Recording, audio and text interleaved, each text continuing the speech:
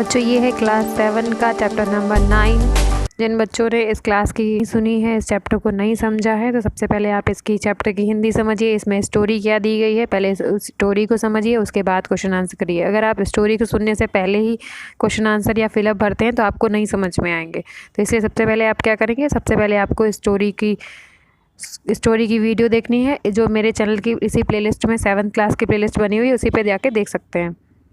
उसके बाद आप लोग क्वेश्चन आंसर करिए। तो चलिए स्टार्ट करते हैं। जो आज का फर्स्ट क्वेश्चन है उसमें फिल इन द ब्लैंक्स दिए गए हैं, जो इसी चैप्टर से रिलेटेड है। तो जो फर्स्ट पॉइंट है जो है quickly settle down in the hammock.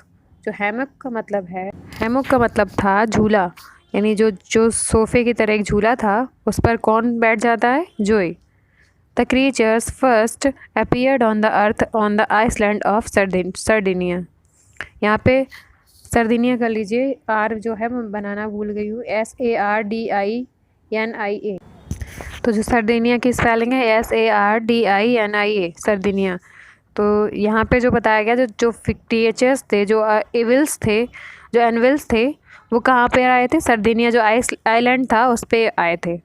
The bugs had no effect at all of the star being. जो बग्स थे, यानी कि जो बग कीड़े मकोड़े या फिर वो जो वायरस वगैरह, उनका असर उन पे बिल्कुल भी नहीं हो रहा था। किस पे, जो स्टार बीइंग थे उन पर इस चीज़ का असर बिल्कुल भी नहीं हुआ, क्योंकि वो जो कीट पतंगे थे वो उनसे इतने ज़्यादा पावरफुल नहीं थे, जबकि वो बहुत ज़्यादा पावरफुल थे।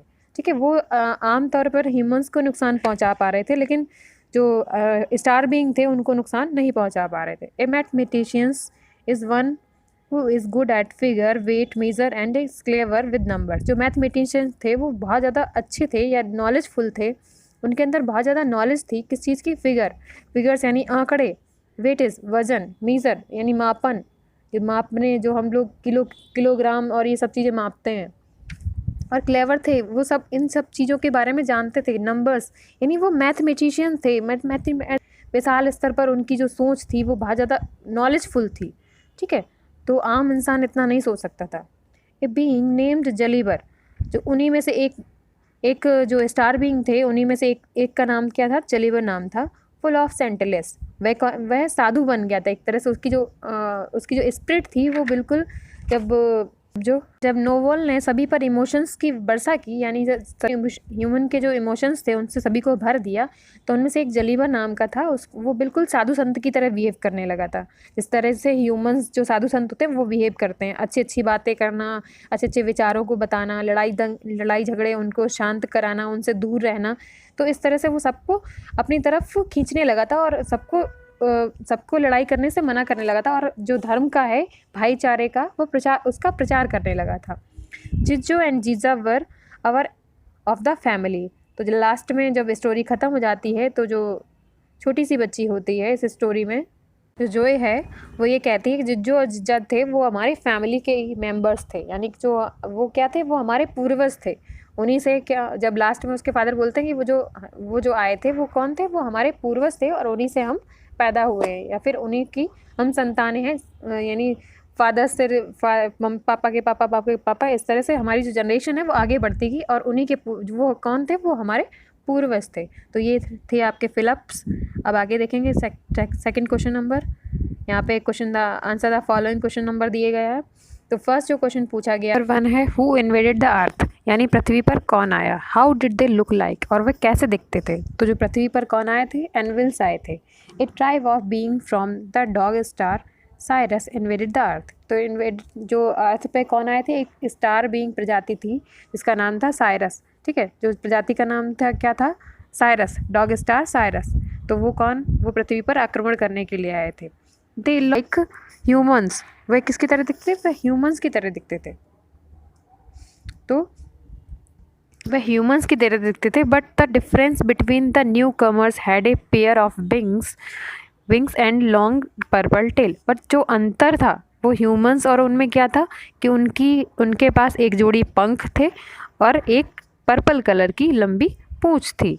ठीक है, तो बस इतना ही डिफरेंस था। वो बिल्कुल ह्यूमंस की तरह ही दिखते थे, यानी मानव की तरह ही दिखते थे। क्वेश्चन नंबर 2 देखते हैं। What strategies did human apply on Anvils to get rid of them, यानी क्या क्या तरीके अपनाए ह्यूमंस ने उनसे छुटकारा पाने के लिए।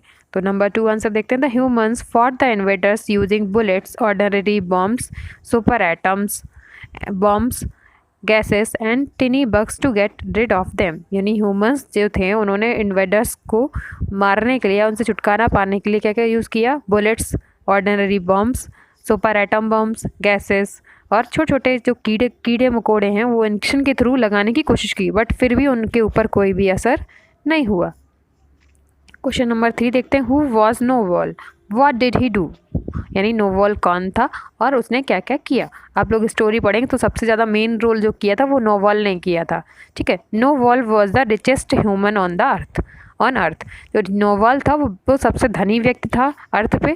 ही figured out a way to get rid the earth of Anvils. यानी उसने एक ऐसा रास्ता निकाला जिससे जो एनविल्स थे वो यहाँ से चले गए। ठीक है, तो सबसे ज़्यादा काम तो उसी ने किया था, उसी ने ये रास्ता निकाला कि किस तरह से जो एनविल्स हैं वो पृथ्वी को छोड़कर चले जाएं।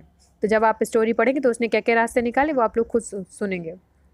ठीक है, तो नेक्स्ट क्वेश्चन देखते हैं। Who made Anvils fly back to the star from where they had started. यानी जो एनविल्स स्टार्टेड, यानी किसने प्रेरित किया था वहाँ पे स्टार बीइंग को जाने के लिए जहाँ से वो आए थे, यानी जहाँ से उनकी शुरुआत हुई थी वहाँ पर जाने के लिए किसने प्रेरित किया था? हु मेड दिस, किसने किया था ये काम? Noval imbued the Anvils with the desire to fly back to the star from where they had started. यानी जो नो बॉल था उसने उनको इमोशंस से भर दिया और उनको घर जाने की एक तरह से उनको आस लगा दी कि जहाँ से वो आए थे, इसलिए वो उन्हें घर की याद आने लगी और वो दोबारा से जहाँ से आए थे वहीं पर दोबारा से चले गए। तो नेक्स्ट क्वेश्चन देखते हैं। Who were Jijja and Jijjo. तो जिज्जा एंड जिज्जो कौन थे? जो Jijja and Jijjo were two child of Anvils, यानी दो बच्चे थे। किसके? एनविल्स के दो बच्चे थे। तो यहाँ पर ये चैप्टर ख़त्म होता है। आई होप आपको चैप्टर समझ में आया होगा। जिन बच्चों को नहीं समझ में आया तो पहले इस चैप्टर की स्टोरी देखिए, उसके बाद इस चैप्टर के क्वेश्चन आंसर करिए और आपको अच्छे से ये चैप्टर अच्छे से समझ में आएगा। तो आई होप आप सब लोग अच्छे होंगे और मेरे चैनल से जुड़े रहिए और बाकी बच्चों की भी हेल्प करिए। जिनको कुछ कहीं से भी हेल्प नहीं हो पा रही है तो बच्चों को शेयर करिए, अपने फ्रेंड्स को, बाकी लोगों को, जिससे कि उनकी भी हेल्प हो पाए और सारे क्वेश्चन आंसर जो चैप्टर अच्छे से समझ में आ पाए। Thank you.